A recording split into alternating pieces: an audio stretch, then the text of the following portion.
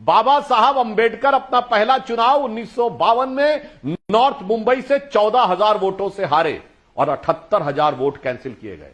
दर्शक सुने, 14,000 वोटों से हारे, 78,000 कैंसिल किए गए। और जयप्रकाश नारायण ने भी कहा कि मुझे इस चुनाव पे शक है, और बाबा साहब भारत के पहले व्यक्ति थे जिन्होंने उस चुनाव के खिलाफ जाके कोर्ट में रिट दायर की।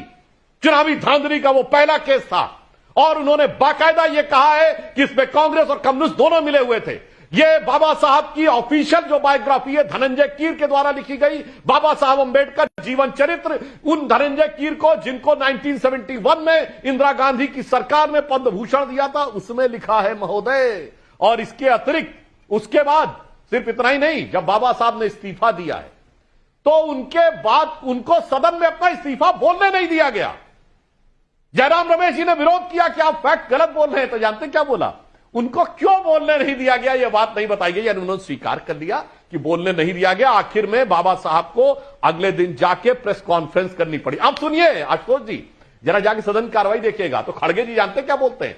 अरे बाबा साहब हमारी पार्टी में नहीं थे, वो पार्टी में दूसरे में अलग थे, इसलिए आप उस बात को क्यों जोड़ते हैं? अरे वाह भैया वाह,